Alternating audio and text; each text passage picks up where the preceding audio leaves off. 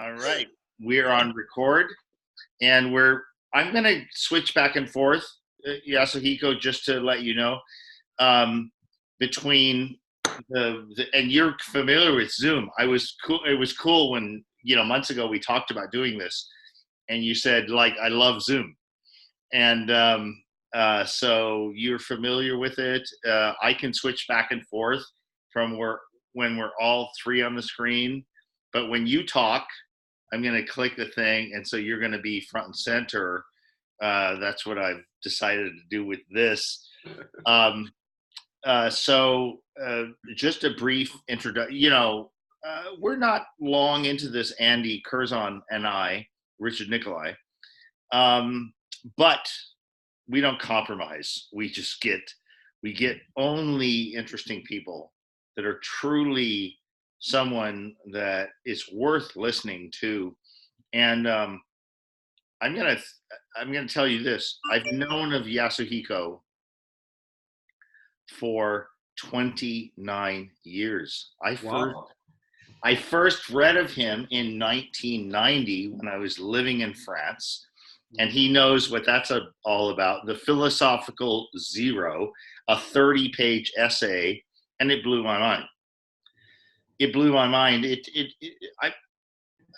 I don't say that, it changed my life or anything like, a Bible or a religious experience and all that, but I was going through a transformation of my own at the time, and this is stuff I've never heard before, and how he relates the zero to, okay, let me put it this way. Try to add a column of numbers in Roman numerals.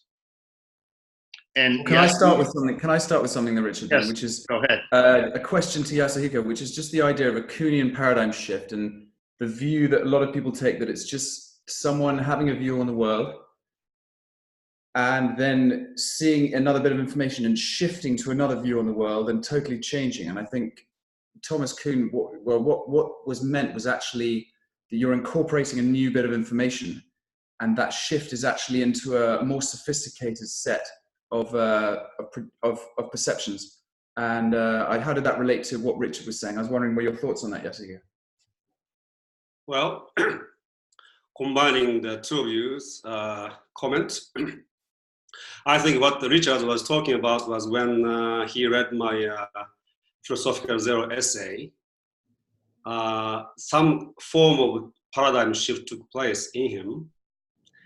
And going back to Thomas Kuhn, he talks about normal science meeting with anomalies. And when you have experiences or observations that cannot be explained by the existing paradigm, that sent scientists into crisis. And that's when what he calls paradigm shift takes place. Paradigm is a socially accepted model. So you can come up with new model, but it's not going to be a paradigm unless sufficient number of people agrees with you. Start use a model. So it takes some time before people start have a paradigm shift, because anomaly takes place, and some scientists or philosophers, they begin to think about that anomaly and try to come up with new system of interpretations or explanations. And then they develop a model. Then other people join and they begin to examine that model. Eventually, they find that model to be functional. Then it becomes a paradigm. So I don't know what else we need to go into this, but that is the original thesis of Thomas Kuhn's book. Yes, it's a long time ago he published that one, and I remember reading it. And of course, Thomas Kuhn's paradigm shift became a paradigm. Well, you know, And Andy, everybody is talking about paradigm shift. well, we need to start a little bit by that, because I actually spoke with Andy, and I had a little chat like about a half an hour before this began, and said, well, how do we frame this, right? And I thought one good way to frame this would be to speak of culture. And Andy made a great point as we were talking. He's like, the UK, it's an island nation. Japan, it's an island nation. Both island nations, small island nations. I mean, infinitesimal on a geopolitical sort of scale, were able in the 20th century, well, you know, going back even more for UK, but Japan, the Japanese are quick learners. And I must point out that I lived in Japan for 5 years, from 1984 to 1989, in Hayama, Japan, just down the street from the Emperor's Summer Palace. Nice place. Yes. Yeah. So it is very interesting to integrate that into an entire kind of cultural paradigm.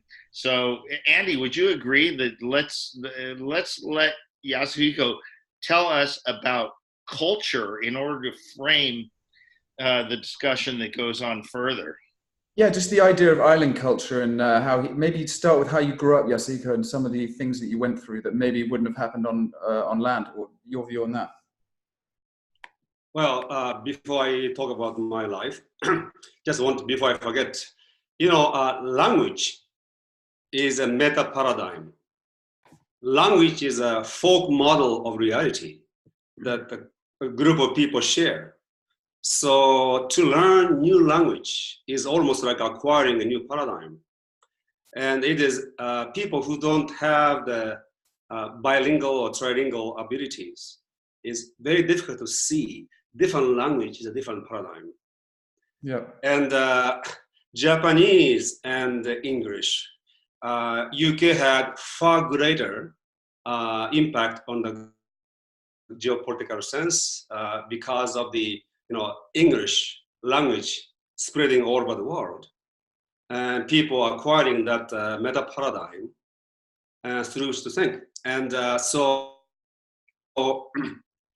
comparing Japan, England is interesting, but at the same time, the impact that England had is different from the impact that Japan had, because only Japanese speak Japanese. and many other nations, United States, Australia, all over the world, even in India, it is official language. And that is an impact of English language meta paradigm that had on the whole scale of the planet. So that's interesting subject to talk about. Anyway, while I grew up, I was born in a very tiny farming village in the northern central part of Japan. The entire population was about 250 families in 3 different sections competing with each other. Yeah. There was no bookstore or library. And so people are uneducated farmers. And so I grew up in nature. Today people talk about organic food, but I did eat organic food because that was the only thing we had. And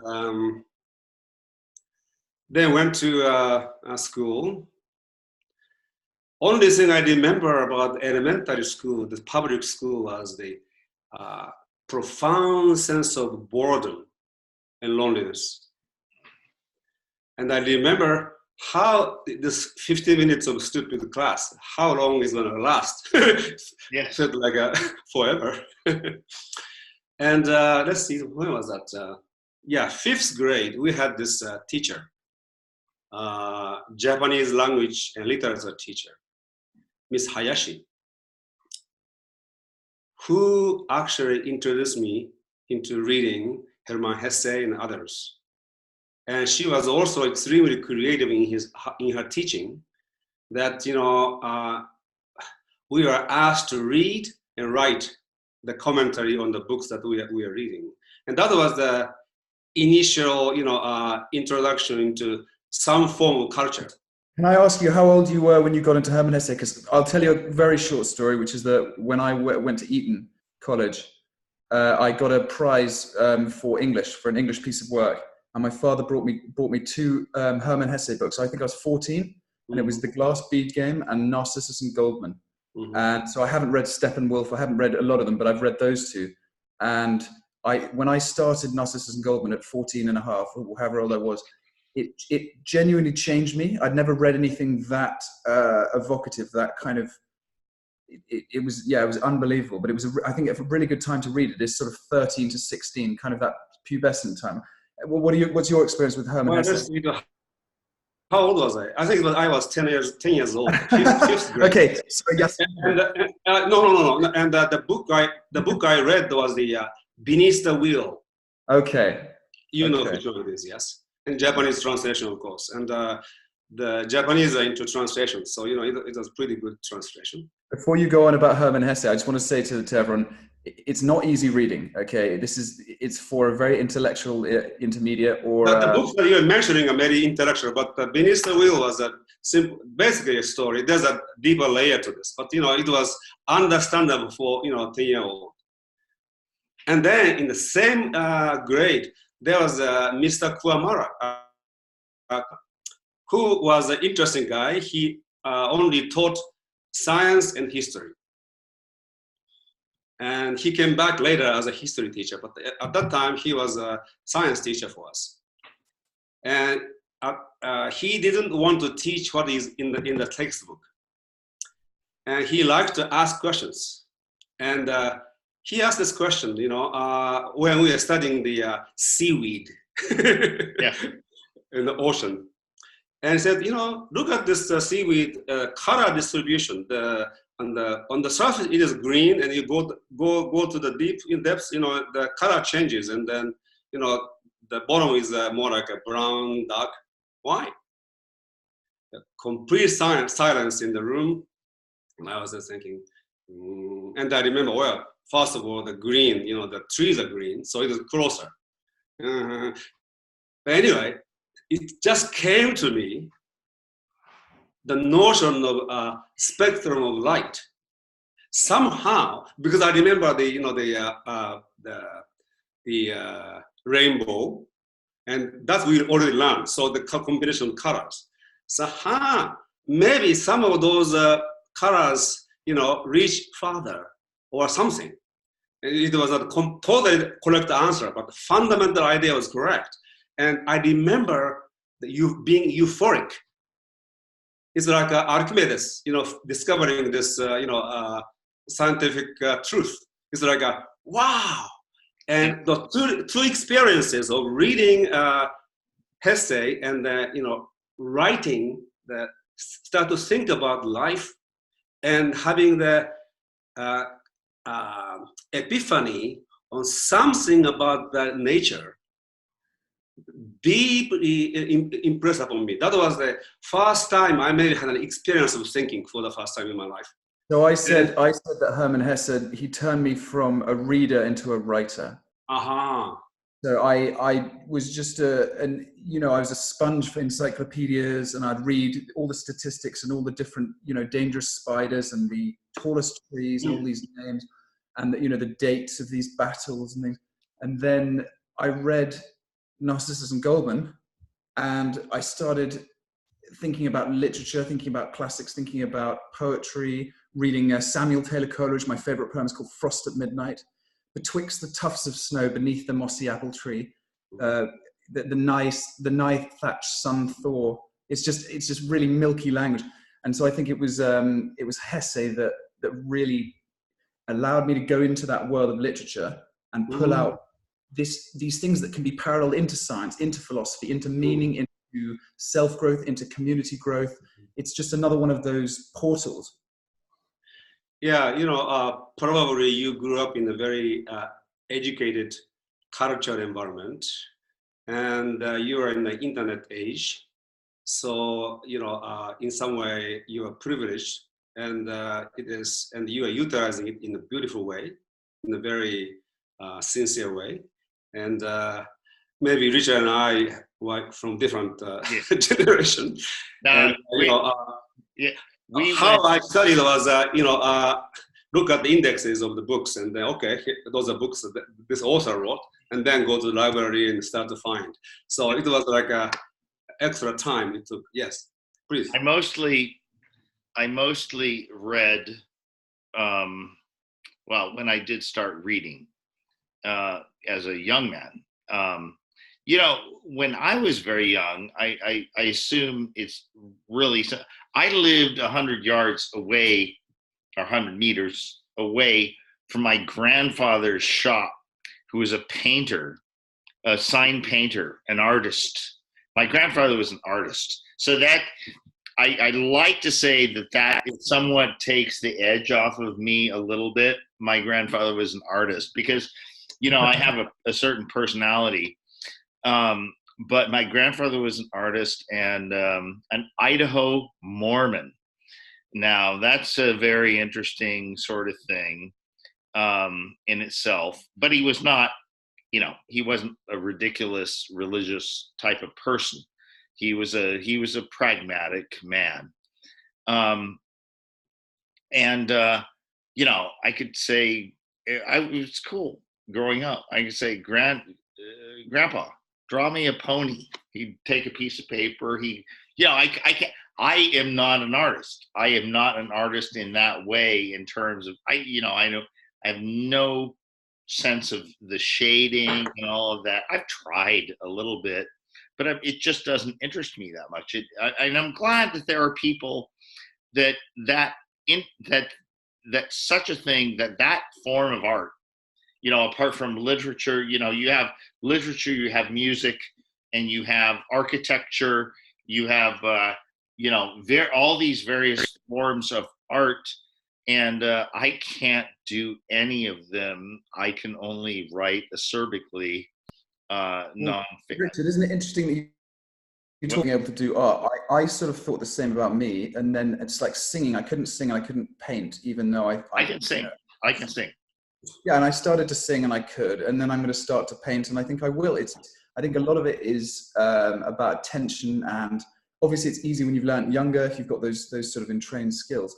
It's kind of embarrassing to say, but when I was a kid growing up, I was a legitimate choir boy. I was a tenor until the voice changed, and then I became a bass in the choir. But I loved doing the harmony in a choir. I adored it, and we would practice over and over and over again, in the church.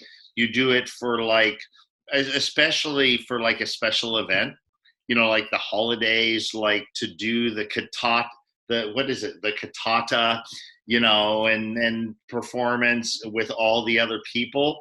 And I spent so many years ridiculing that kind of connection. Well, what was still get from other people in doing that sort of performance in a setting that is cultural, and we still have to get to culture. But I want Yasuhiko needs to weigh in on this. You see now you can see the three processes of enculturation. It's very interesting because one is America, one is Japan, and one is England. Slightly different generations between Richard and me, but about basically the same. And how old are you, Andy? What's 33. How old are you, Andy? 33. Yeah, so entirely different generation. And so you see three processes of this enculturations. At least you two share the same language. But you see, all those processes of enculturations when you observe, not only we learn languages, we also start to, through the experiences, we begin to make some assumptions. And assumptions are on the basis of all forms of paradigm.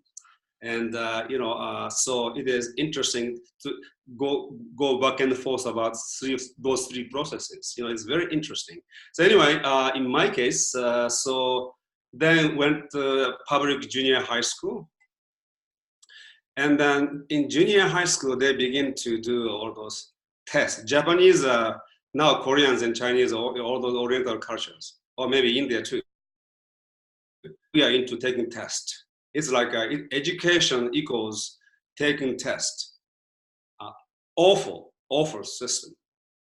Because, it is nothing to do with your wanting to learn or curiosity. It is how high the grade you can actually score. And it determines what kind of schools you go next and what kind of, job you will have in the future.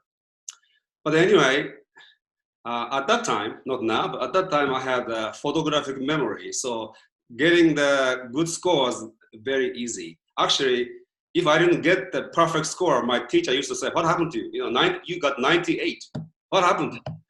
So, and then so that I just go to junior high school is a 3 elementary school coming together, and there are about six junior high school in one city, and then all junior high school compete against each other. There's a unified test to take. They compete which school is the best and also who is number one. And I became number one student in the whole city and the whole state. And I will tell you, it is a tremendous pressure. Yeah. Tremendous pressure. How Especially old were you, when you are... how old were you approximately when you were... You are forced to take tests on things that are not extremely interesting. Yeah. And that really brought me to some kind of a existential crisis. Yes. So the fulfilling parents and teachers' expectations, and not living something that I want to live for. They're doing it. So on the 5th grade, I had the experience of beginning to think for the first time, and the discovery, and also I failed to mention, I got into studying mathematics, and I love solving mathematical problems. When I was like, let's see, 7th grade, I think 7th grade, really got into this.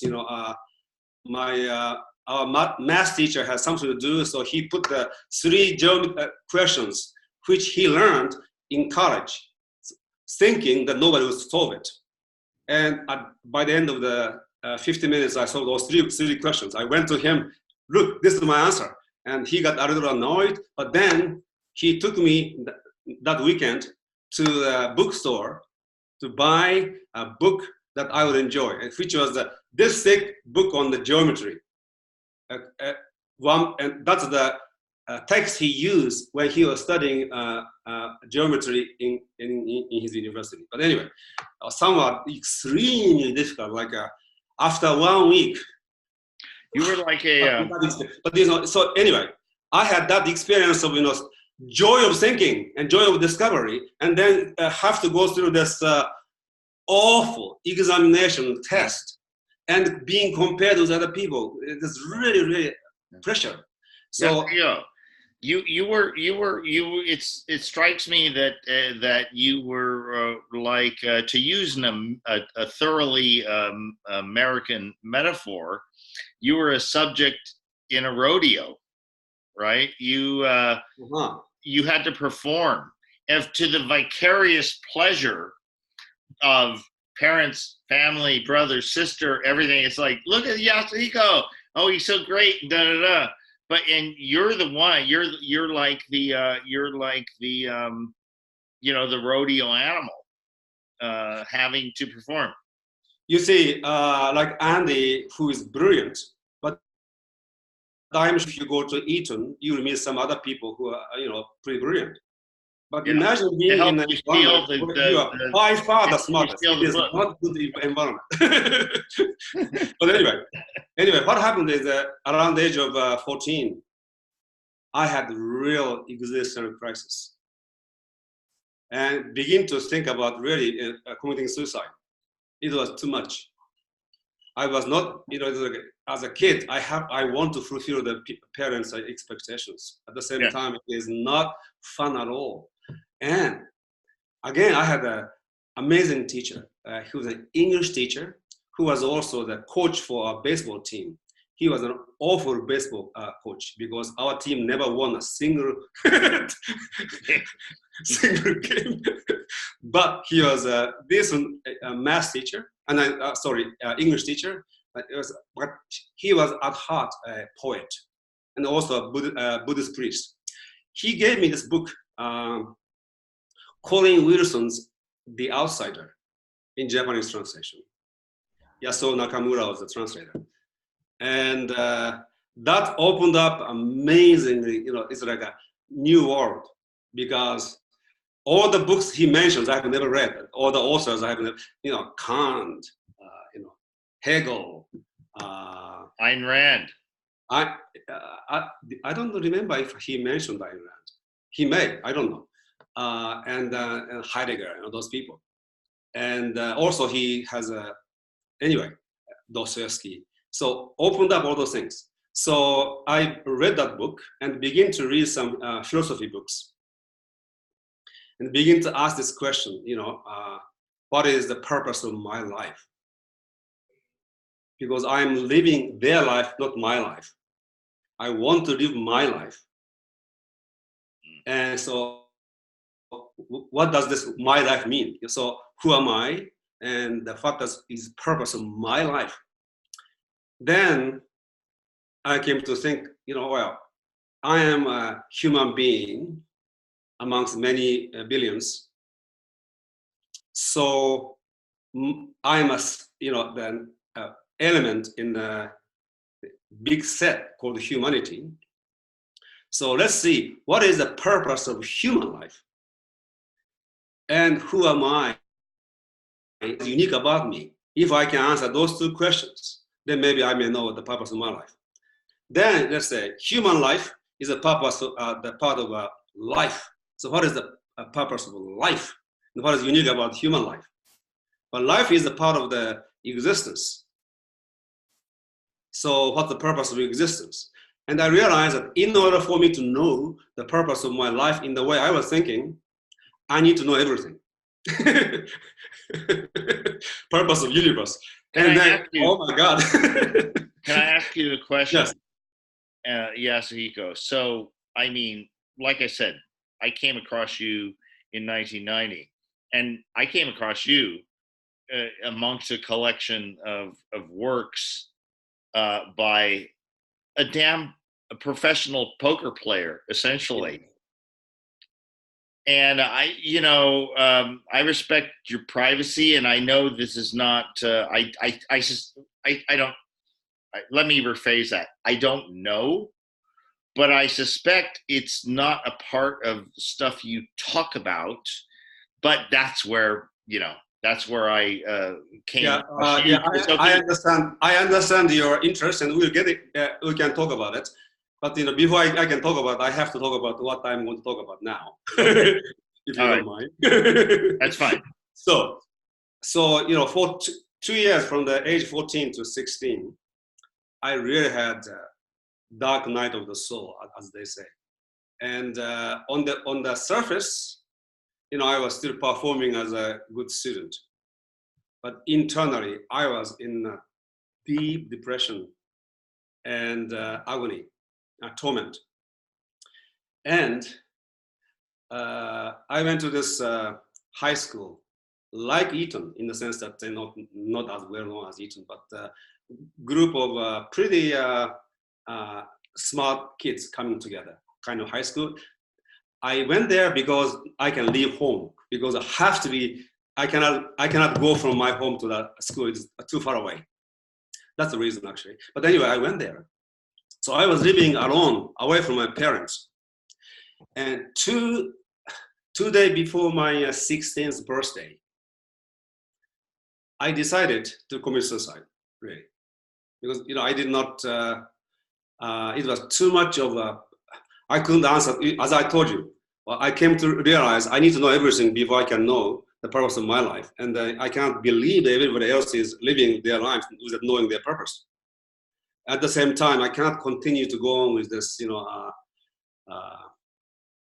fulfilling people's expectations either. So it was 2 days before my birthday, Saturday.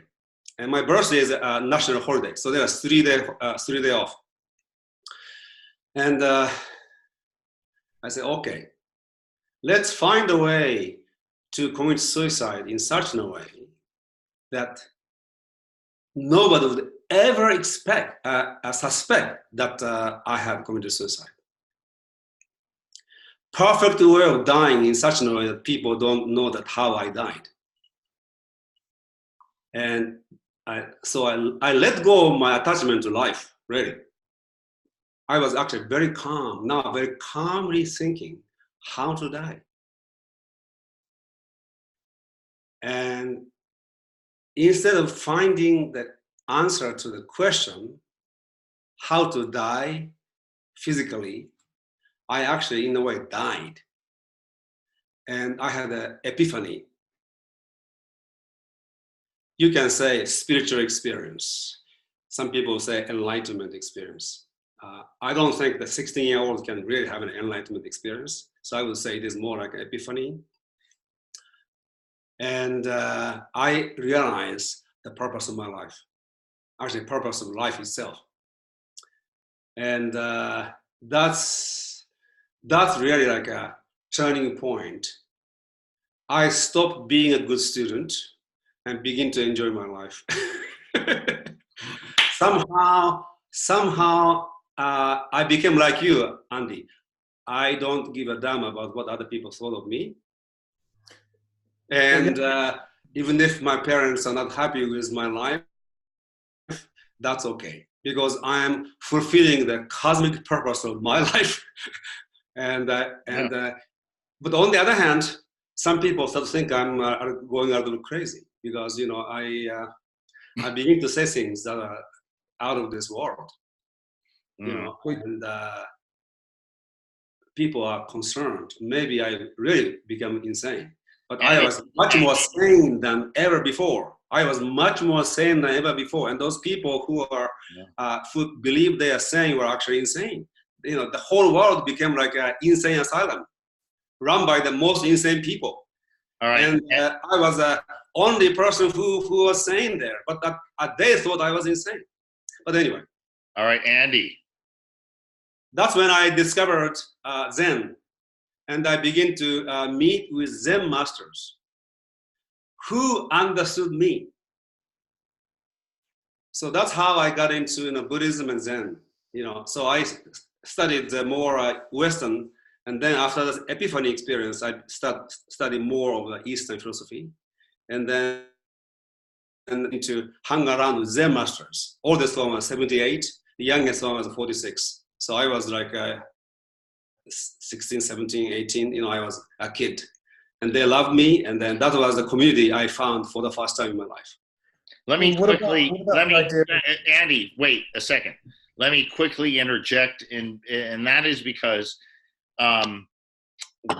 what happened in 1990 and after, when I had read stuff that Yasuhiko had written, the thing that struck me is like, yeah, I've read Western and Eastern a little bit here and there.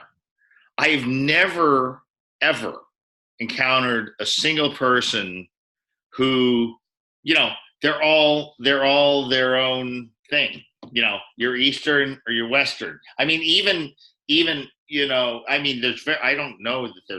don't know besides Yasuhiko if there's any those who are intimately aware of Eastern philosophy who actually know anything about Western.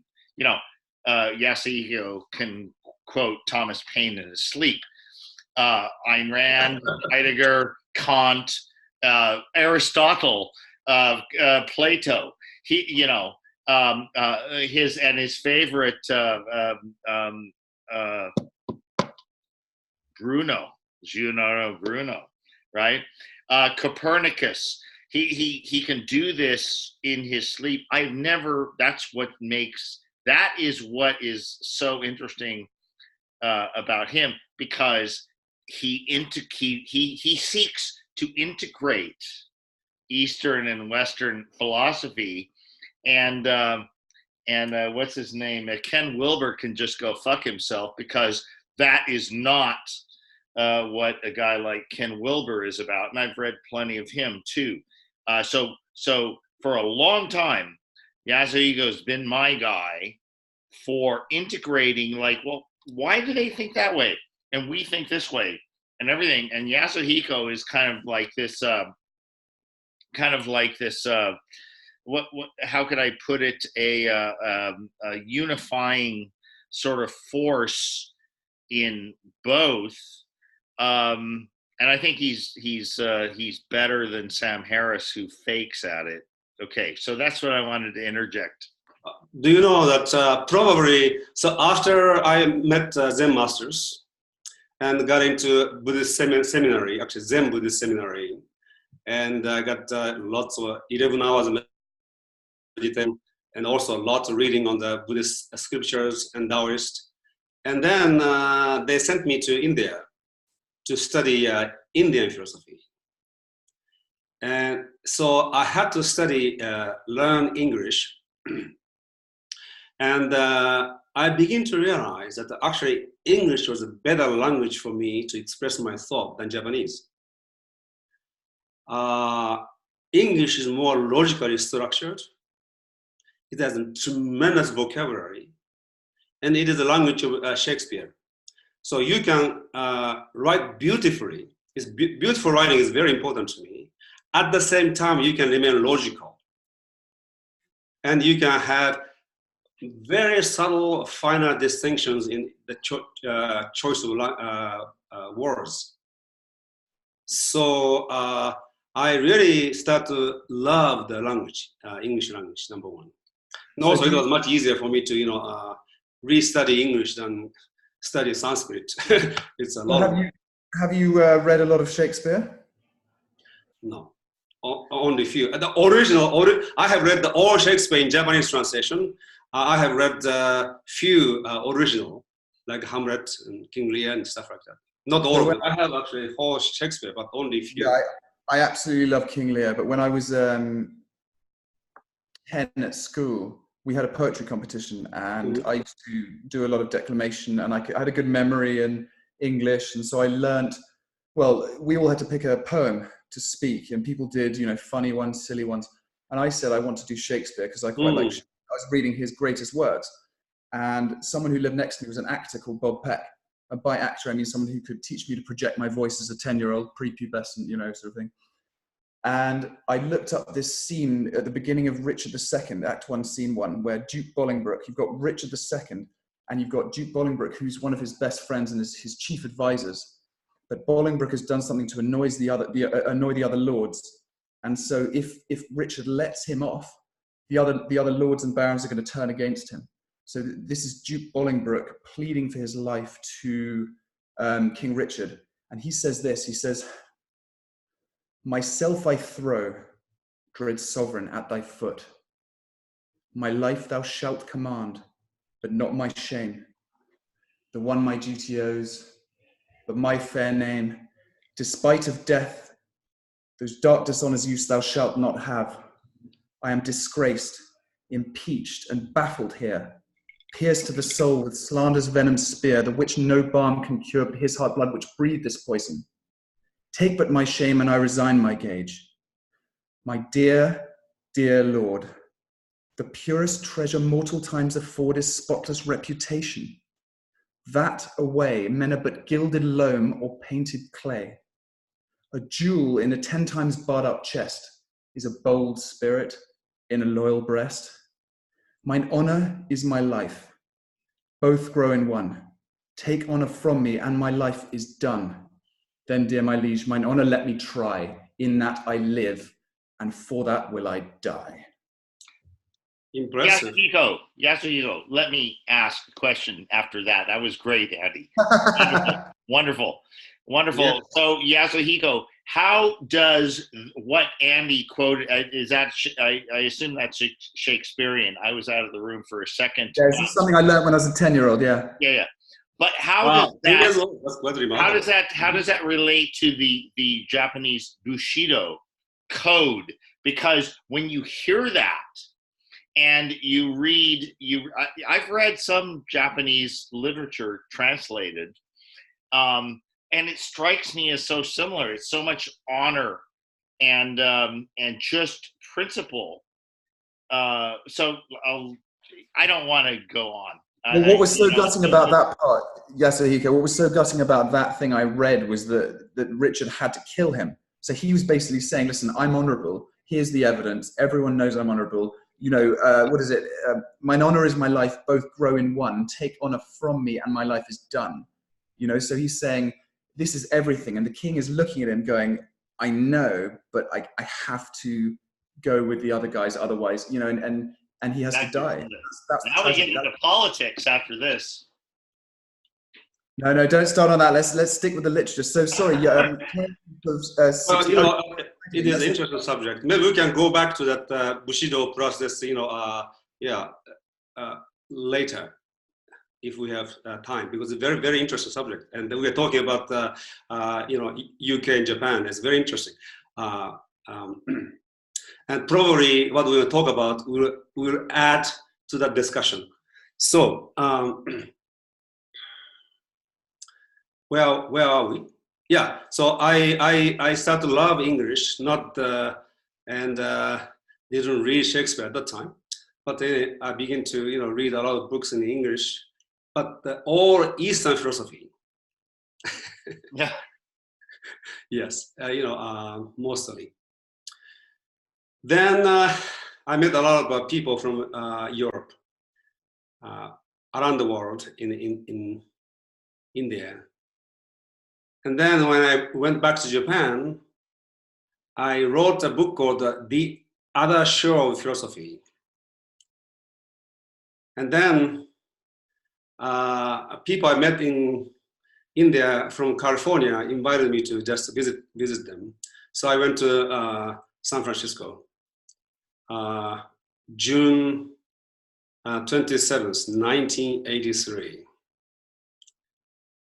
And I was in t-shirts and jeans, thinking California is very hot. And it was freezing cold. People wearing anyway, after you know 1 month of suffering from cold. Yasuhiko, real quick. You never read you never read Mark Twain then? No, I read the letter. I read the letter. Yes. Anyway, then went back to went to Los Angeles about 1 month later. It was much warmer. And well, I haven't had a girlfriend who was from Los Angeles. That's how I got into Los Angeles. But anyway.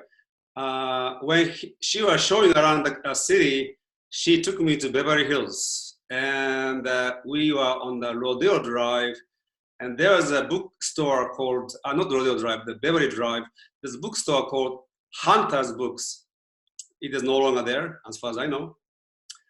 And we got into this bookstore, and somehow I felt like a gravitational pull into a particular corner in the bookstore. And I go there, there's a book called Synergetics, Buckminster Fuller.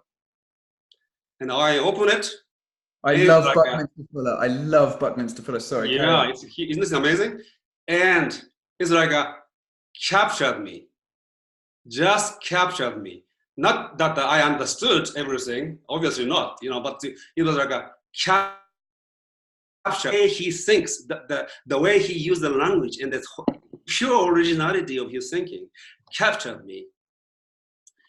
And And she told me that Buckminster Fuller was, a famous inventor and stuff like that. But anyway, I bought the book. And I also started to like Los Angeles. Warm and spacious. Compared to Japan, it is a very spacious. And that's when I said, okay, let me, think about actually, find a way to live in this country for a while.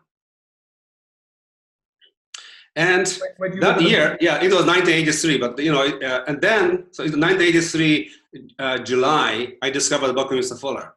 And then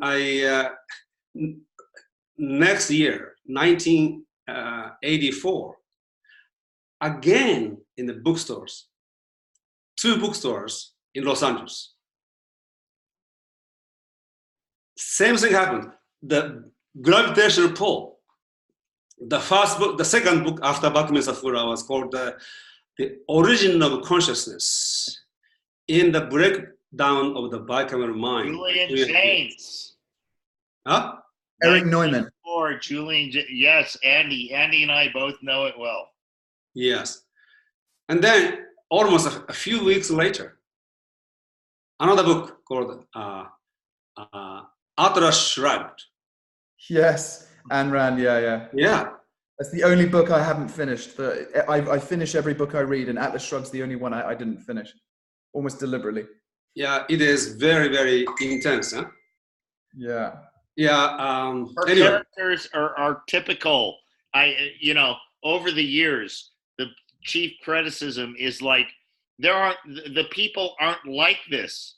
I'm like, that's what's called literature.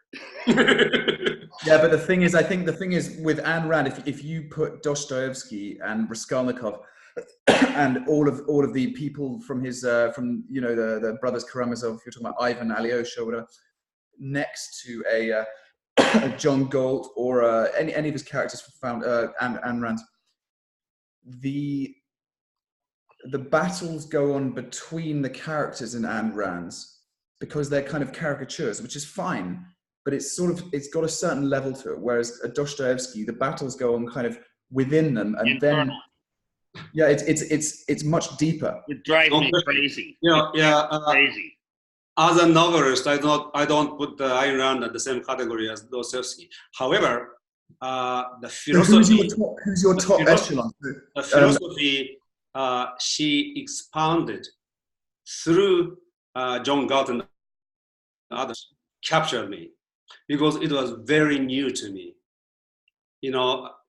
Remember, I'm from Buddhist, Taoist, and Indian Hindu tradition, non-political, absolutely non-political, and then go into Buckminster Fuller, which is cosmic, mathematical, and then go into the origin of consciousness, which is extremely interesting. It is like one of the best writers I have ever read in terms of. All right, so Andy. And then comes this Ayn Rand, expanding upon this philosophy, which I have never seen before. Okay. Well, Eric Neumann, the origins of consciousness you talk about. Eric Neumann was he was Jung's best student, and so I read that book 3 times. I read it 1 year, and then 2 years later, and then 3 years later. And every time I read it, it struck me in a completely different way. It's fantastic. So Andy, it is a different author. All right, Andy, I want to illustrate or highlight something between Yasuhiko and I. So it's very interesting. Actually, we're a little bit different in that I read most of Ayn Rand's nonfiction before I read Fountainhead and Atlas Shrugged. But the thing is it was gobsmacking to me, I think in a similar way to him, in that I've never heard anything. I grew, so he was formation in the Eastern traditions. I was a fundamentalist, born again Baptist in the United States, and I read Atlas Shrugged, and I'm like, whoa. I've never heard anything like this. And excuse me. But it is quite something that is, and from my religious background, I mean, that's almost like, it's like listening to the Beatles on a backtrack album that says, Satan is Lord or something like that, to the American,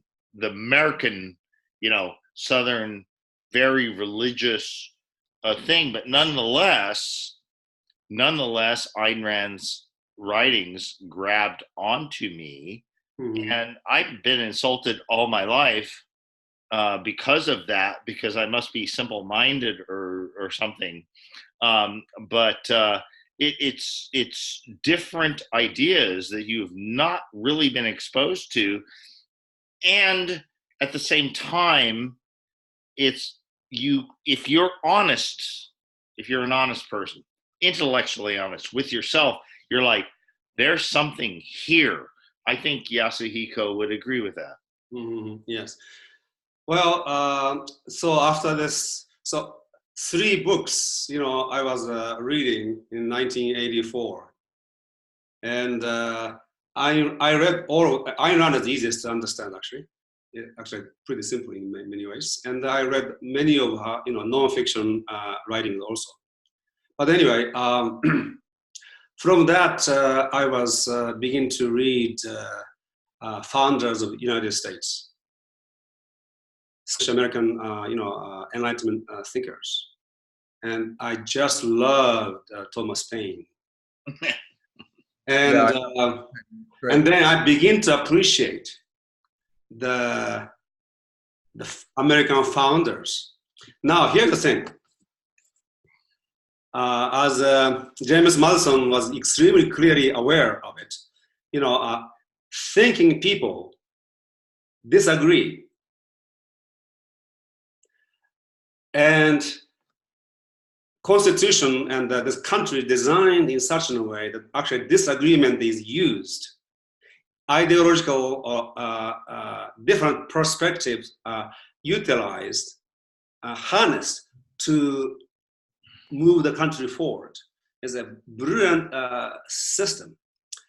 And Ayn Rand, on the other hand, is a philosophical tyrant. And, she does not allow anybody to disagree with her to begin with. She does not allow anybody who is as smart as she is to be around her. So all of the people she had was younger people who just worshiped her. Yes. So it has become as brilliant as she was. There was no free thinking. It was Ayn Rand thinking or nothing. In that sense, it's very similar to Lenin. Lenin, there's a term called Lenin thing. It is a Lenin's way or highway, no way. What is Lenism? It is the way Lenin is thinking at that time. And Ayn Rand is much more consistent, ideologically speaking, but in the same way, fundamentally, it is a philosophical, tyranny. And I did not respect that aspect of Ayn Rand. And I did respect founders of the United States, where they actually openly disagreed and they argued, at the same time aligned in the intention to create a new country and make, a functional society.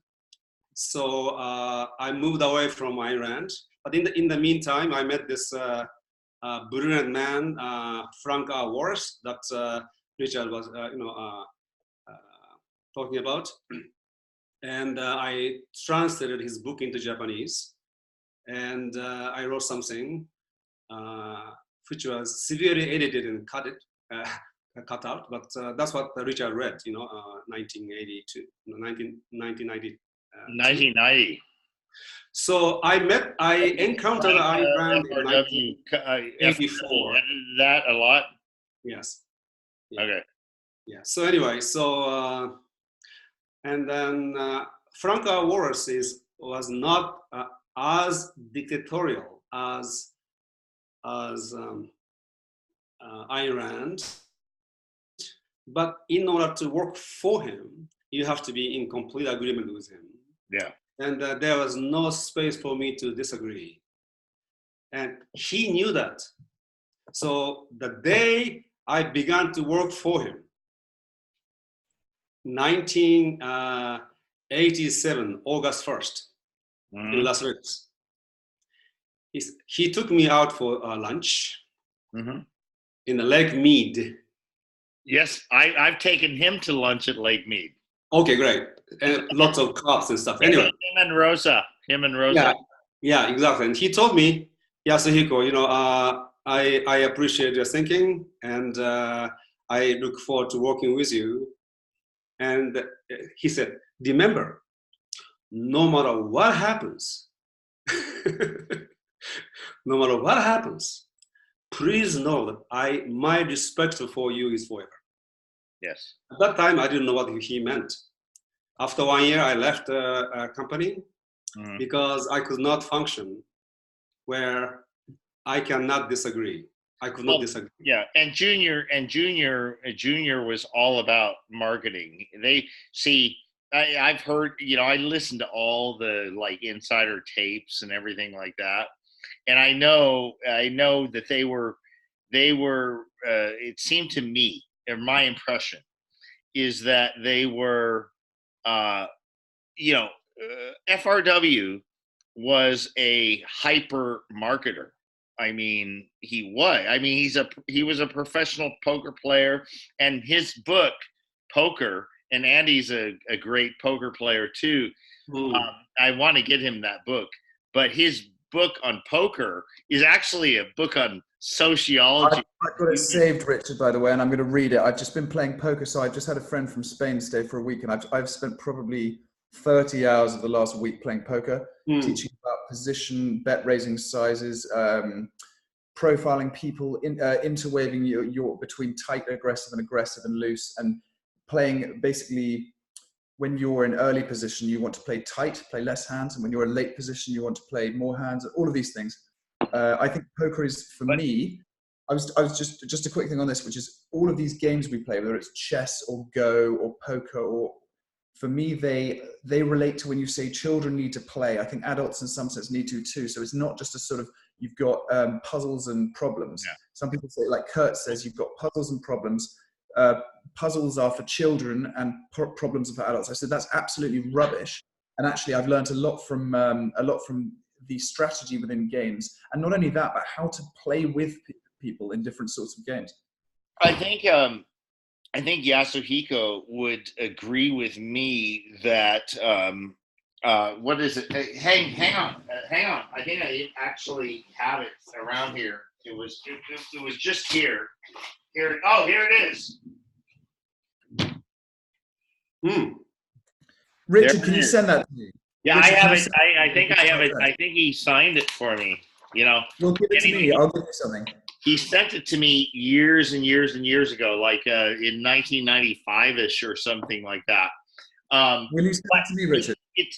Andy, it's a sociology book, far more than it is how to, really win at poker.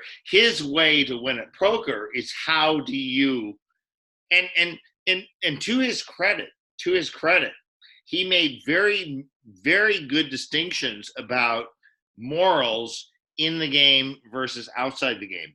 All right. So in the game, it is a game. So lying or whatever, or deceiving and everything is totally cool. Richard, can I stop here a second? Because I want to just sell poker really quickly. I want to express poker in a different way. It's not a game of lying. It's not a game where bluffing is when you're not good and not bluffing. It's a game of risk, and it's a game of sociability, and it's a game of risk management and trading.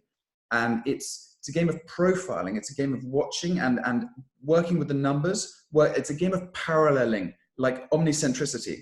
It's like trying to say, right, here's me. Here's what I've done here. I've raised, and then I've called, and then I've raised, and then I've called. How does this look to that person, that person, that person, and that person? What did I do last time I was late? Okay. Wait, no, Richard, one sec. Let me go on. Richard, let me go on. So So from here, then you say, what is that person doing with their with the way that they're playing their cards? Then you say, how much is in the pot? And then you say, how much do I want to raise? So all of these things you're paralleling, you're putting them along, but you can't run them together, otherwise they intermingle. And so that's in some sense what Yasuhiko was talking with that omnicentricity. Sorry. Yes, but what is brilliant about this book, and I think brilliant in a way that motivated Yasuhiko to go and work there for a year with this guy, is because in the end, his everything you know about all this raising structure and everything, it's all really social.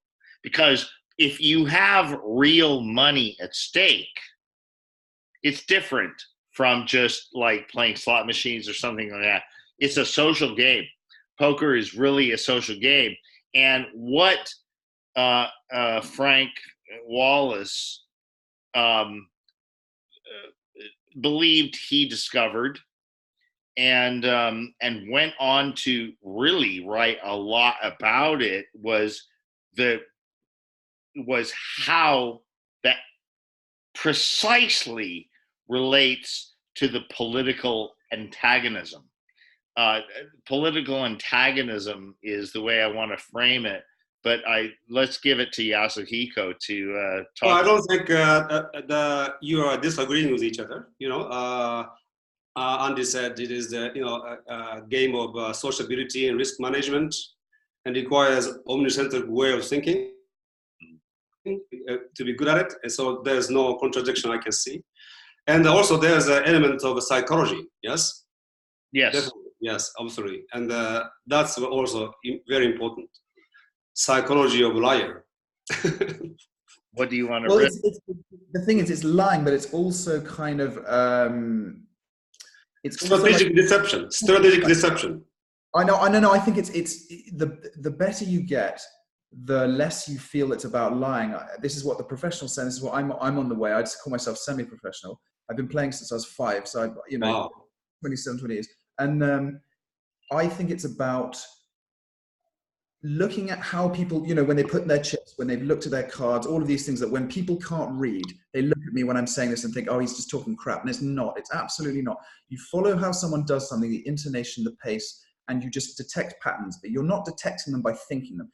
The better I get, the less I'm not sitting thinking, oh, he held his breath. Oh, look, it's underneath the conscious iceberg. It's that 99% of the iceberg underneath the water, where your brain, and you just get this strong intuition that the person is lying. I've got a bad hand. He's gone all in, but I've just got this weird feeling that he's lying and I'm beating him. So you call, and in poker, that's called a hero call, and you make a lot of money, and then everyone goes, wow. And what you realize is that intuition is not always right. And what you're doing by experiencing poker, just like experiencing life, is you're training that intuition to be a little bit less wrong each time.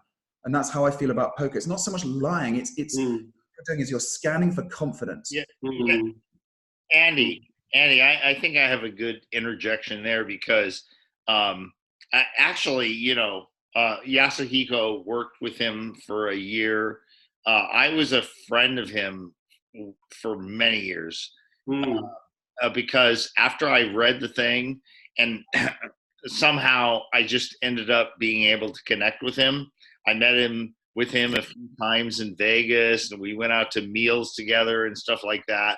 And it actually pissed off some of the people who worked for him, because it was like I had better access to him than they did. But he liked me. He just liked me a lot. And I remember 9/11, and we had like a heartfelt email exchange, because he's from New York and he had family there, and he was out running. Incidentally, he died. He was an avid runner in his or his family. Yeah. He was avid runner, and he got hit by a chick in a car, and it killed him. That's how he died. And in 1995, I believe. but he was a brilliant man. I think Ashkenazi Jew, very high IQ sort of dude. And anyway, I lost my train of thought here. What I was saying was that what I got from him in poker was that, yes, it was a social game, but at the same time, and here's the funny thing, is I'm like, well, maybe I should get into this, all this social sort of like manipulating people. And like you say, Andy, you and I have talked about this many times in terms of like framing people or like profiling them. If I say to you, Richard, if I say, which do you prefer, apples or oranges? And then I keep talking apples. And every time I say apples, I do this. And every time I say oranges, I do this. And then I can say to you, you say you prefer oranges. And as you say, I say, which do you prefer, apples, oranges? And you say oranges, I do that. I've now anchored you and this hand to liking. And then I can later in the comment, I can say, blah, blah, Richard, and what you think about my idea. And what I've done is when I say my idea, I've associated with all of this NLP stuff. It's slightly, but I get it. But that's the point I wanted to make, is that I always see that as squishy. And unless you're very, very disciplined, right, in your profiling and so on, you're gonna fuck up, right? But what FRW did, Frank Wallace, the guy Yasuhiko worked for, where I first took note of him, was that he was a data guy. I mean, I saw he would literally make graphs of his performance when he went out and played poker. So in other words, you don't say, oh, I'm pretty good at manipulating these people, give me money. I grew up in Reno, Nevada, a gambling, Nevada's a gambling state, right? And I noted when I was a kid, my grandmother used to play the slots. There's slots in grocery stores. So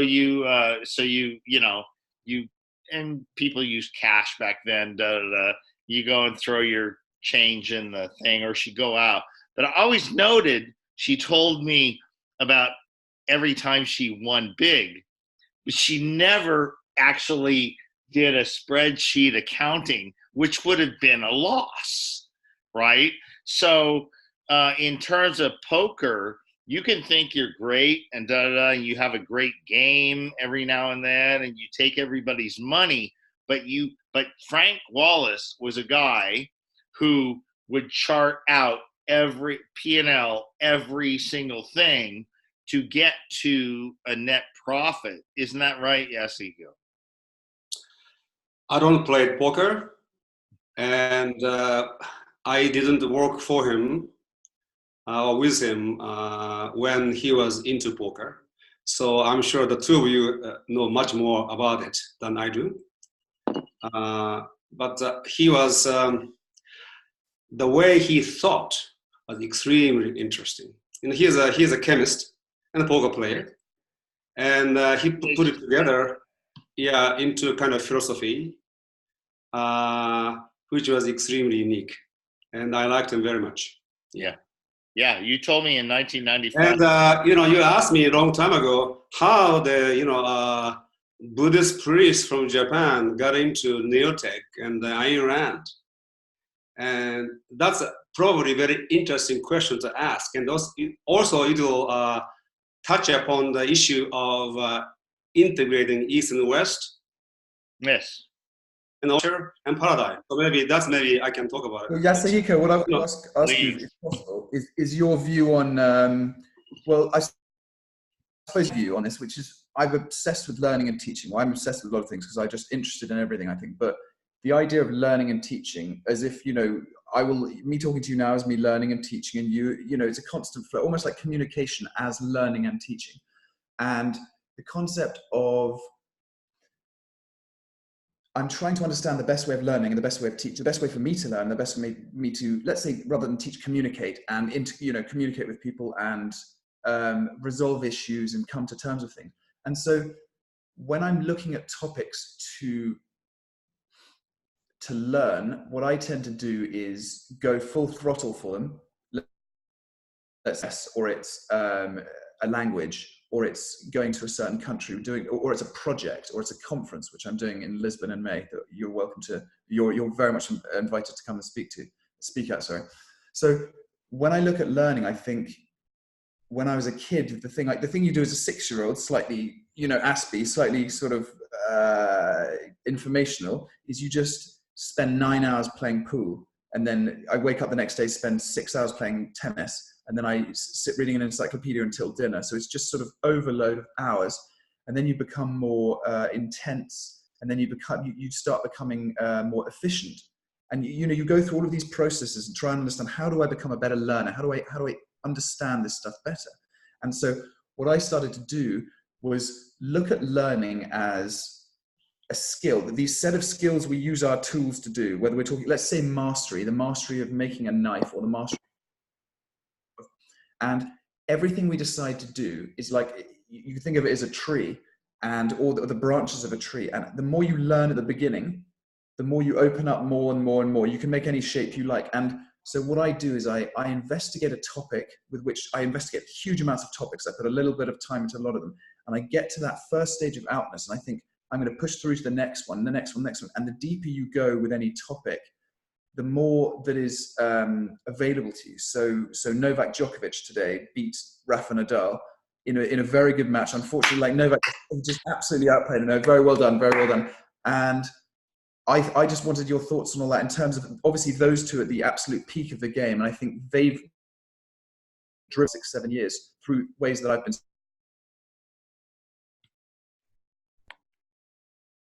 The last part I couldn't hear the sounds. Let's see how to put all this together. Now,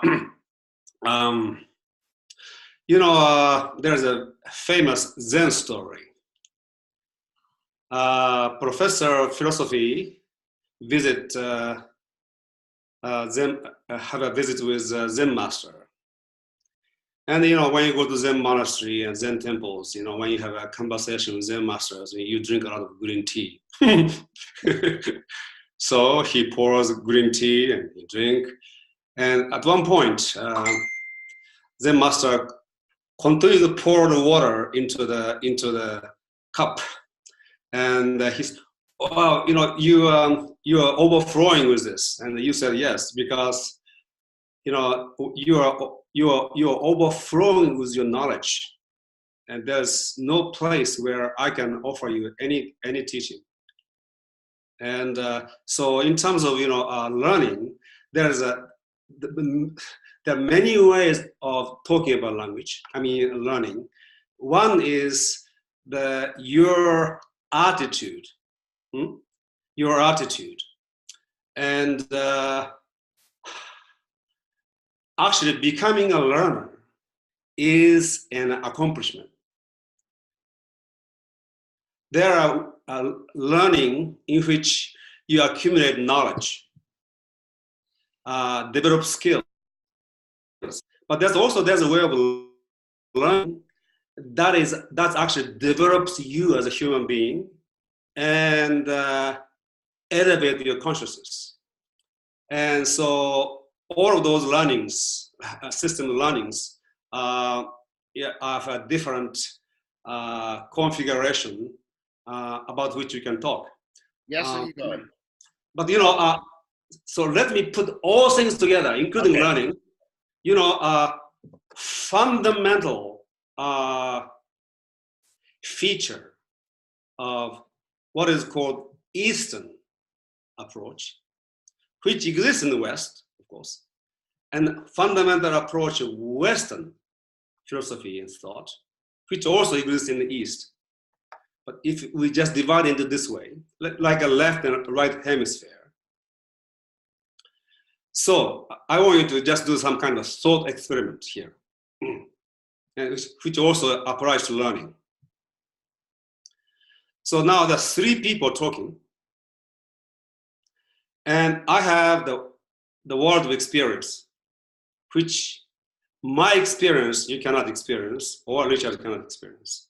I cannot experience your experience, nor Richard's experience. Yes, so there's a three experiences going on at the same time. Yes. Yes. Yes. So you show up in my world of experience, and I say something, and you listen. How do I know that you understood what I said? Since I cannot experience your experience, how do I know? Stay with this. How do I know what I know that you understood what I'm saying? Yes.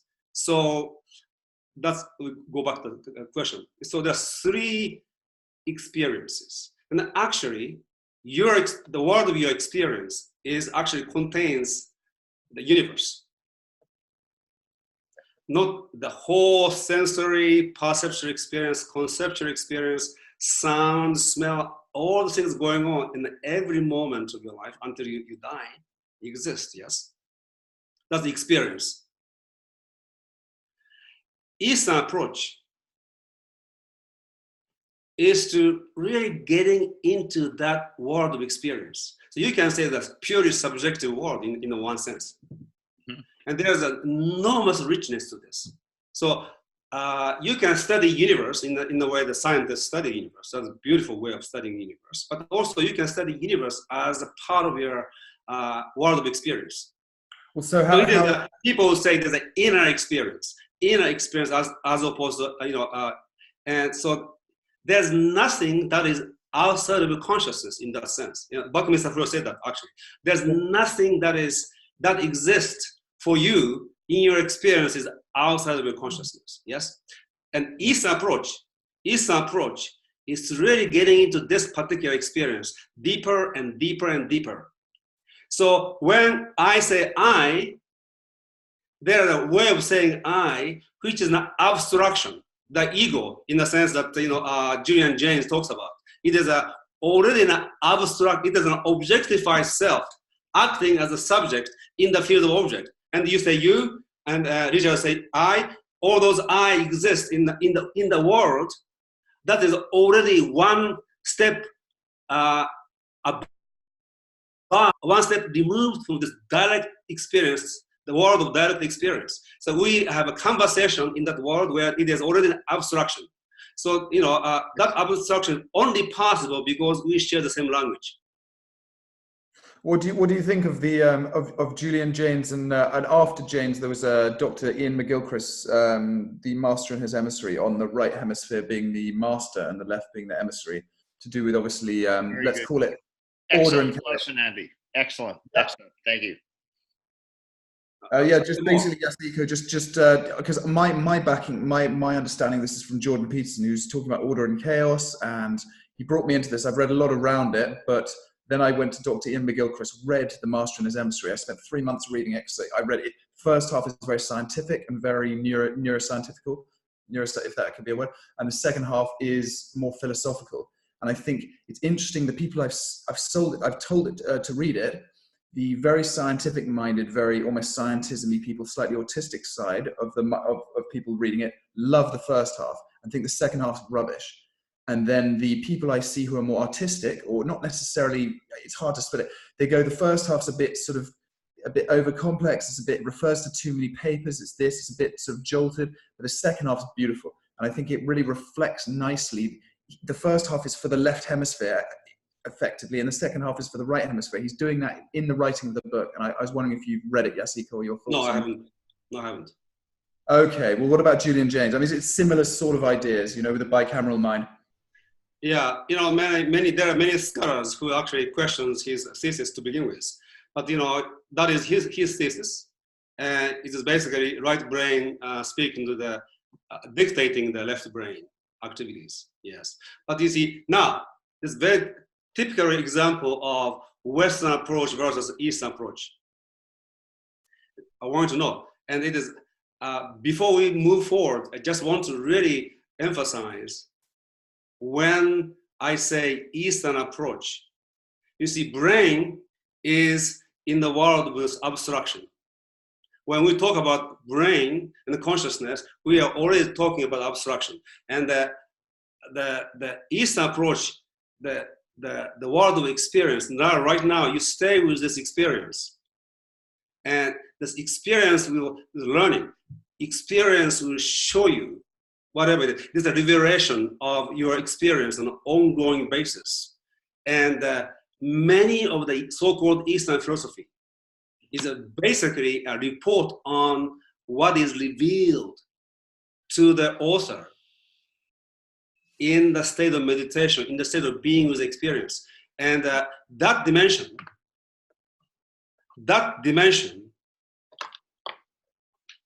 is not pleasant. For example, in the philosophy of Ayn Rand. Yes. And people say, and also neither in the Dr. Frank Worth. I'm just about to write something down here because what you said, I was like, all right. Because I actually had thought about this before, 20 minutes before our talk. It's like, and now I get to do it. So you see, it's when somebody like Ken Wilber or Sam Harris, those people integrate East and West. Yeah. They are integrating on the basis of Western method, Western approach. So they never really get to the heart of Eastern approach. And somebody like you who, well, here's what I sense this. Yes? Here's what I thought about. Here's what I thought about. Give me a chance to ask you. So I was sitting there. It was out like 20 minutes before we got on this. I was sitting there like smoking an American Spirit yellow cigarette, and I'm like thinking, that's the best cigarette, especially in this. Right. And just getting my mind wrapped up, and I'm like, I gotta ask Yasuhiko about principles versus pragmatism. I mean, that's a general view, but what I mean is that okay, let's look at a very extreme measure of principle: killing, a human killing another human. Right now, it's hard to count how many exceptions there are for that. War, you're a soldier, it's self-defense, it's premeditated, or it's like a crime of passion, and da da da da. And I was thinking, like, it's funny, Yasuhiko and I think both generally stated come from at least in this context, a general view of like libertarianism, and we talked about Ayn Rand earlier, and that is like the principled, and there's the Randroids who are like principled. It's like, no, it's the principle, and I'm like, well, yeah, but look at a human killing another human. There's dozens at least of qualifiers, like context, where you have to integrate context. And why?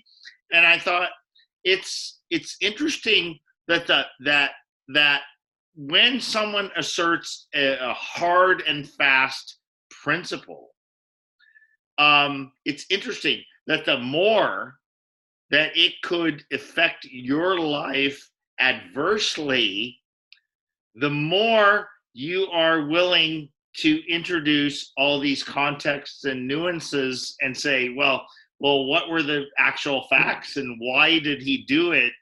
One thing that's good and useful to look at here is the male-female brain difference, and the fact that the female has approximately 10 times the amount of white matter, and men have approximately 7 times the amount of grey matter.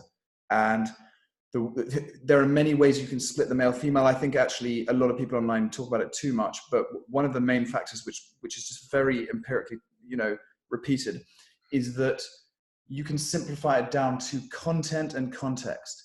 So obviously, in some sense, content is context and context is content, but the very autistic or male brain, as we could call it, which is obviously just layering generalizations that a male is often more autistic, autistic's often more male, and therefore they also side with the analytical side. And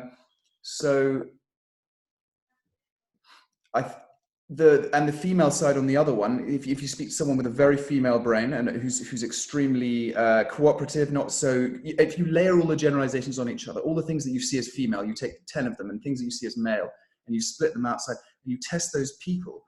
The very autistic male brain people are all about content. So me and you are talking, they're not looking at, you're wearing glasses and you've got this and you've got pictures, they're listening to you. They don't care if you're rolling a cigarette, they're going to listen to you.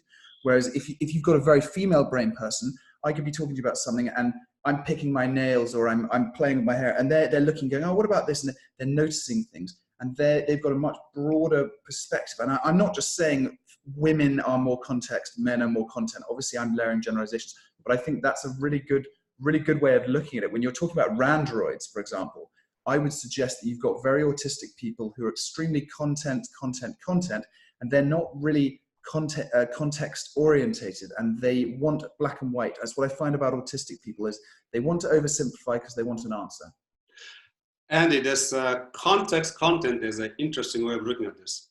So I want to continue my experiment here. So you are with an experience. When can you observe the observer that is observing the experience? So you stay with the experience in every moment. This state of meditation, you are being aware. Can you be aware of the awareness that is taking place, within which the experience is taking place? Can you observe the observation process? Or can you observe the observer that is observing the experience? Not think about it, just look at it. So you are experiencing, and then an observation of experience is going on. It's kind of like, can you observe that observation?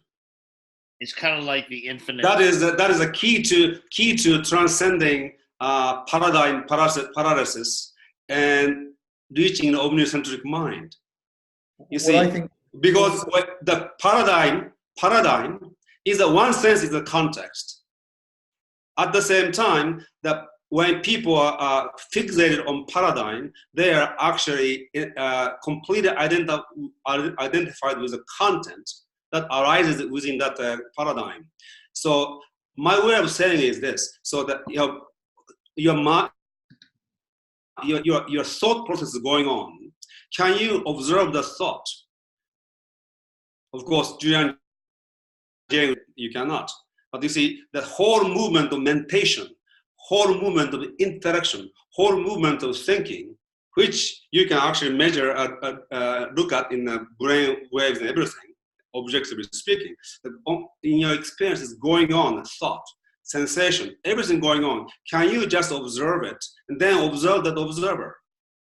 If you can do that, and you can do that, that is when you can do that, you are actually outside. You are outside of your mind, and you are outside of your world. And then you can see the paradigm model within which you're operating. And it is so as I said, language is a paradigm. This observation takes place transcendent to the language. It is really, there's an acute awareness, an acute, very clear consciousness existing, but at the same time, it is not linguistic or paradigmatic. You're a supra-paradigm and supra-mental, and you're observing this. And once people become able to do that, they become freely enter into different paradigm and look at the world that way. And then we can discuss which paradigm is the best paradigm to look at this thing. You understand? Well, yes, I think that what I like to do is to have many views on one particular thing. Yes, exactly. Yeah, and as you say, you slip into someone else. It's what I'm not doing is I'm not pretending to be you. I'm not just copying you and saying absolutely. What I'm trying to do is what's that word? Cooperate with your what's that word? Level with what is that word? Make compatibilize our assumptions, or at least spot them and say. And I find a really good way of dealing with an argument. If let's say we say, Yasuhiko, listen, we've been arguing about this issue about metaphysics or epistemology for 3 hours now, and when we're going to agree to disagree. But at least if we agree to disagree, we can say, there are your assumptions over there, and do you agree? Yes, I do. We do the Rogerian things. There was a psychologist called Rogers, and Carl Rogers, and he said, what you want to do is speak back to someone what they've said, and they'll tell you how correct you are. And so this kind of approach I find very useful. But I'll tell you, if you can actually be outside, if you can step outside your mind, you, in my experience, shows up as a flow into your world. And it starts to reveal itself to me. And it is a different way of understanding you than interpreting what you're saying from my own paradigm. And that's the secret of omnicentricity. Yes. Because you are interested in this omnicentric mind. What's the shape? You see, omnicentricity, you are out of your mind. You know, Is it bimodal? My turn. Go on. So, I'm very glad that Yasuhiko has kept going back to this omnicentricity that I will link once we publish this. But it was like, what was it? You published that like 5 years ago, Yasuhiko. I think something like that. That video? 10 years ago. I've shared it 1,000 times. Andy told me he actually shared it like on his phone, like personally to people. It's very interesting. It's a very interesting study to share it with people and to understand who gets it and who doesn't. Right? I really like that, Richard. Yeah. It's a very, because I've watched it 100 times. I have to, even after I've seen it so many times, every once in a while, I'm like, maybe I can get just another little grain out of it. Because it is, and this is, it's no secret. I'm going on 2 days from now. I'm flying out of the United States for hopefully at least 2 years, and I'm going to do 2 months in 4 months in Southeast Asia, but 2 months in Thailand and 2 months in Vietnam, Laos, Cambodia. I lived 5 years in Japan, and I loved that peninsula. Only Thailand, really. Thailand, Malaysia, Singapore, stuff like that. So I'm going to do some more exploring. But what I loved about living 5 years in Japan and traveling all over this Asian peninsula so many times over 5 years, 30 countries, is that I adored the fact that they're not, Judeo-Christian ethics. And Yasuhiko did not grow up with Judeo-Christian ethics as I did and you did, Andy. And so it has been a lifelong curiosity of mine. And it goes to everything. Like, how do men and women operate sexually, right? All of these things, there's so many, and it gives you, this is probably why I'm doing this now 30 years later with Yasuhiko, which has been a fan of mine for 29 years, is it's like it's just, it is insatiating to me. It's, Yeah. I can't. Go ahead. Yeah, so you and I have been in communication, and Andy, I found him to be an extraordinary young man. Yes. And I had one clear intention as to wanted to put this dimension to his mind, and I'm trying to do that. Essence of omnicentricity and is to be able to be out of your mind. And what happens?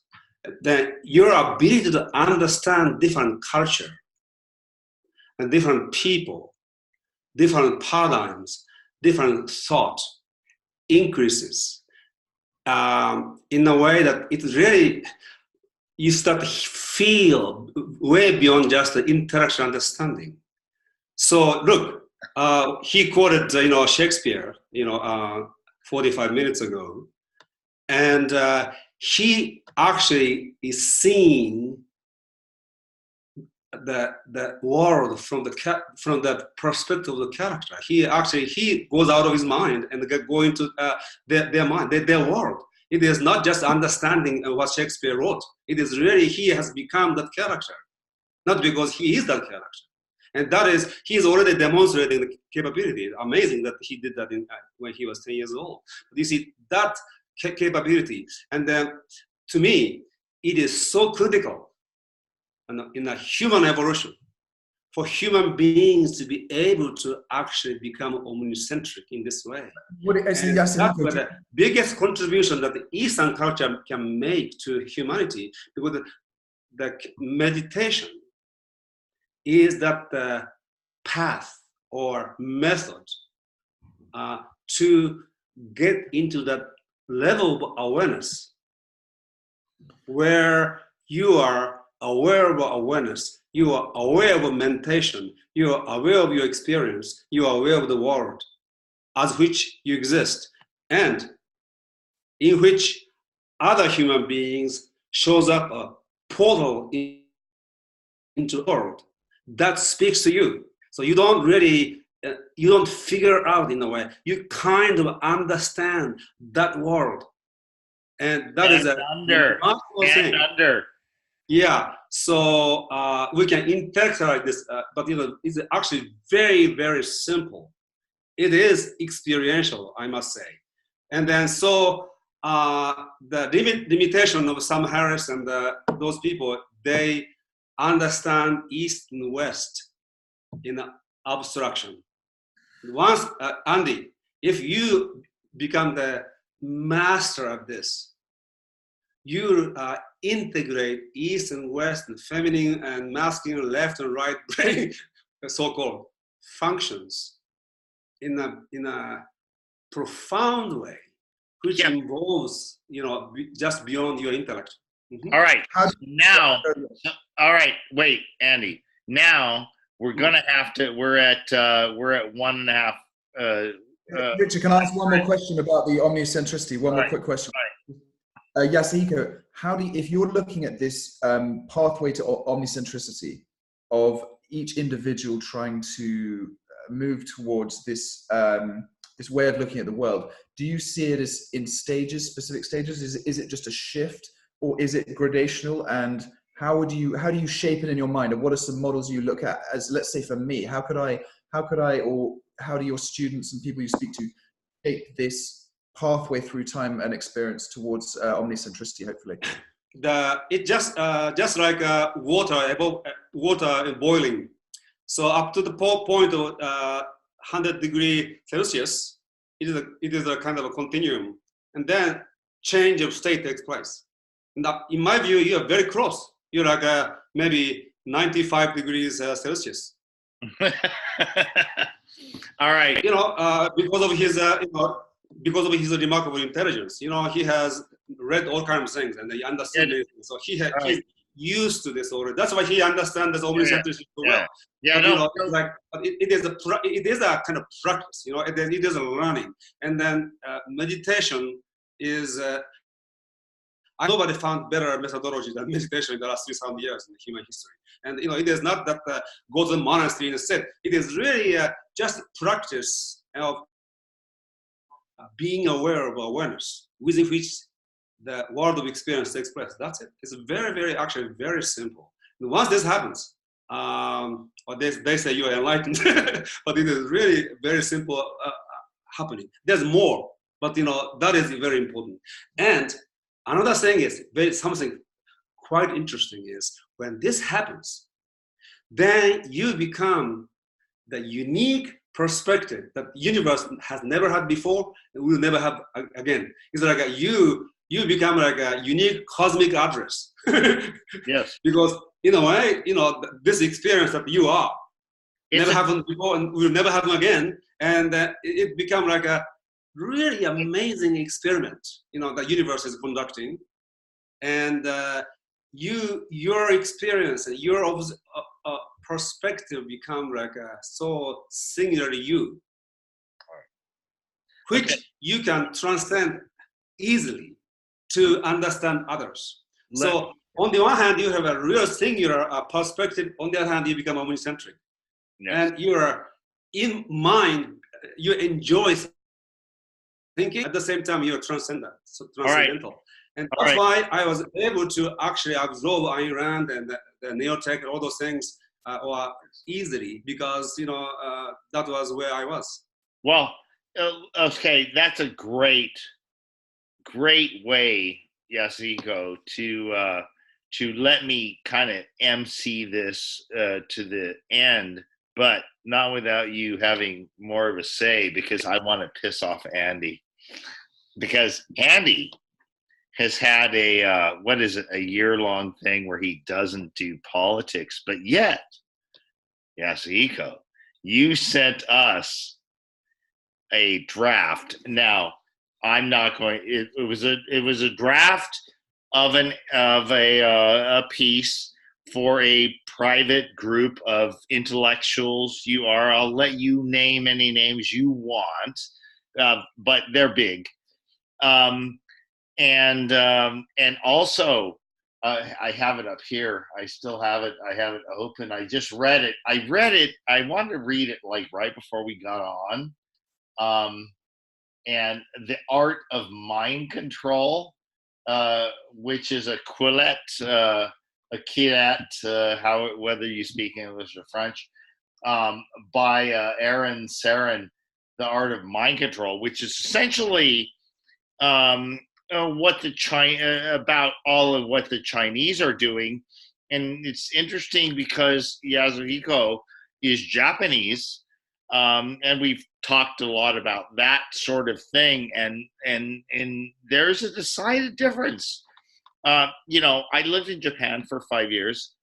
I found, I was like, what was it, 84 to 89. So I was like 23 and of course I was only interested in pussy, and I have the gene that loves Asian women. So I had a very good time there over those 5 years, especially as an American. But I actually thought I would end up with a Japanese wife. I really, really did. I had many relationships, but the cultural difference ended up being too pronounced for me. And so I didn't. At 5 years, many opportunities. I could have easily had, a Japanese wife and bilingual children. So, are you sure you haven't got any Japanese children, Richard? Are you entirely sure? I almost had a Filipina, or a half Filipina one, but she actually sent me she sent me the sonogram and then the abortion notice. That's actually you wanted to talk about culture, so maybe we can talk about this next time. But you see, culture is basically collective mind. Yes. Collective mind. It is a field of one step of, abstraction when we talk about culture. At the same time, we internalize it. Yes, it becomes part of us. Yes. So there's a cultivation here and the cultivation over there, ongoing interaction. And then difference in culture is usually determined by the different language. Although there are about 6,000 languages existing today, and you can say about 10,000 different ethnic groups using 6,000 different languages. So language alone does not determine the difference in culture, but pretty much same way. And of course, English in England is different from English in America. So since we have already spoken 90 minutes or whatever, we can talk about this very interesting subject, culture. What is this culture? And to change, to transform the world, it's also involved a transformation of culture. And where does consciousness come in, language come in, thinking come in, and what I talked about come in, there's a whole picture, and so that's an interesting subject. Why don't we, Richard? What we do is just continue this with a part 2 in the next month sometime. Yes, good. I want Yasuhiko to close it up though. With he sent us this draft half full report.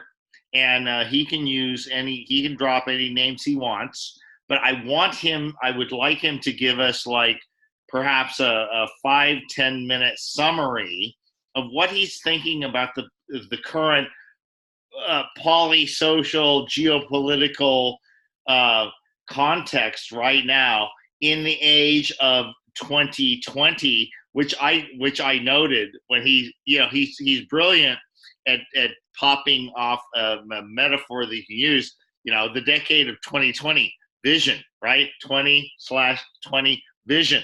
You go, Yasuhiko. I really like that. Yasuhiko, as well. Carry on, Yasuhiko. Yes. I think when I was born, my family had a TV for the first time when I was 9 years old. That's how ancient I am. And so I have seen the whole change, evolution in the communication system. And many, many, many decades within my own lifetime, communication has basically been very asymmetric. In the US, in Japan, we have NHK, and then government, TV channel, and a few others. And so and when you go to school, you have one set of textbooks. So education and communication has been very asymmetric. One center and spreading to everybody. That's how they are able to mind control people. But with the advent of internet and social media, we are now exposed to different perspectives, even different news from many different sources. So the establishment hold on mind controlling the masses and controlling narratives and even the data that people absorb, and education, indoctrination, all those things are breaking down. And Trump is the first president who used the social media in a very masterly way to break down this asymmetric, communication from the establishment, calling this fake news, false narratives, and somebody has a news on the CBS or New York Times, he immediately counteract. And there are many, many people who agree with this. And so now at least, even if you don't agree with anything he says, at least you have an access to different perspectives and different information. So we have entered that period where the old establishment structure is breaking down. And then people are confused and they don't know what's going on. And some people are holding on to, old, paradigm. and some people are It's so seeking. hard to know what the new paradigm is. It's hard to know when we say, because for example, you were talking at the beginning about people can have ideas, but it's about what other people listen to. You can have a cult, or you can have a following in a good and bad way. But if no one's there listening to you, you're not successful. So Jordan Peterson defined creativity in a way saying that creative people are people who think differently and usefully. And I thought it was quite an interesting thing to say, you know, anyone can create something or make something, but if no one's voting, Yes, then it's not creative yes, in a communicative yes, and social manner. yeah. And so, you know, there are a group of people who are talking about sense making and collective intelligence, where, you know, you want to present new way of making sense out of this world and collectively developing a movement, spontaneous and self-organizing movement to create a new kind of world. And, you know, whether or not they want to do it, that is what is going on. And look, three of us are talking, and there is, you know, I'm sure we disagree on many, many different things, but, you know, there is fundamental alignment here. And maybe the freed animal is one center of collective intelligence where we are coming together, you see. And there will be many different collective omnicentric, at least polycentric, you know, collective intelligences coming together. And something is going on. And definitely, you know, Trump is, you know, presenting his way of sense making in a very simple manner. And then other opponents also are trying to do that. And we shall see what happens. But, you know, what is important is, you see, the people who have the capability to be out of their mind and being able to think for themselves have a greater advantage in going through this process of confusion. And those of us who have developed a certain degree of consciousness and thinking ability can help others. Intellectual autonomy as well. It is not agreeing. I'm telling you, it is, you know, people, the moment people start to think, they disagree. It is not an agreement, but there's an alignment in creating, you know, new kind of a functional society together. And there are models from the past, you know, to a degree, you know, US Constitution worked, British monarchy worked. There are all the models, and you can kind of find out what worked and what didn't work, and integrating those things into a new form that will work for the 21st century society. You know, I really agree with that very much. That's a very interesting project. I think that is extremely interesting project. Yes. And, okay, but yeah. All right. Yeah. So I'm gonna hold you to the fire here, because that was like a little bit squishy, I have to say. All right. So let's get in the last few minutes here, because Andy and I both read your half full report, and I know it's private, but it is up to you to put forth, you know, whatever names you want to drop or whatever. But I would like you. I think you have a very, very precise view on not only the really the philosophy can sit aside, because we're now in such a practical realm of human antagonism. That's the word I want to use, antagonism, because the antagonism now is like, it's at boiling points. I think that you and Andy and I have decent ideas of where the antagonism is justified, and where it's not, and where it's like really simple. And it's like to drop a couple of phrases, like solipsism and Dunning-Kruger are my favorites in terms of the left. And I know you're not a choir boy or cheerleader for the right, but I think you make valid critical distinctions between the left and the right in terms of the Dunning-Kruger and solipsism and education, and also to finish it off, a bit of a sense of culture, which is what my main idea of this is culture. What is culture? Well, as I said in that report, and I have said this many, many times, fundamental dyad, dichotomy, polarity is between liberty and tyranny. We say conservative and liberals, but those are conservative. What are you trying to conserve? Yeah. And liberal, what are you trying to be free from? And oftentimes in politics, they use words and languages that are imprecise by intention, and people get confused. So there are who call themselves Republican, but maybe their philosophy is more like a Democrat, and Democrats who may have a Republican cause. We don't know. But you see, if you say liberty and tyranny, it is very clear.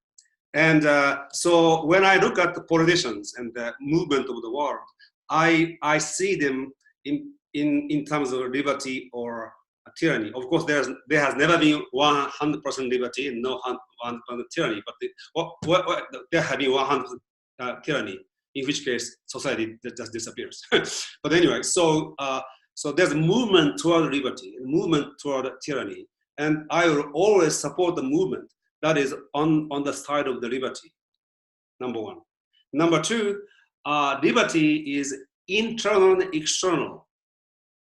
A person who is not free within can never really create a free society. It is a necessary condition, not sufficient. That's why the Eastern cultures, and they may have achieved internal freedom, but they never had the real external freedom. And in the West, they have some free individuals created the system of liberty, but because majority of people are not internally free, it disappeared. So we need to work on both internal, external liberty and freedom. And I support any movement that is on this direction into liberty, and try to fight against those movements that are in the direction of tyranny. And you can call it right and left, conservative, libertarian, whatever. Those names are not exactly defining what I'm trying to say. And so that's maybe what I can say. Well, yes, I'm going to wrap this up here in just a couple of minutes, but I first want to thank my co-host, Andy Curzon. It's hilarious. I co-host a show with a British kind of, what is it, aristocracy sort of thing. At the same time, we're making jokes about Prince Harry and all that. It's brilliant. It's brilliant. Prince Harry was in the year above me at school, actually. Did I tell you about the story when I first met him? What happened between us?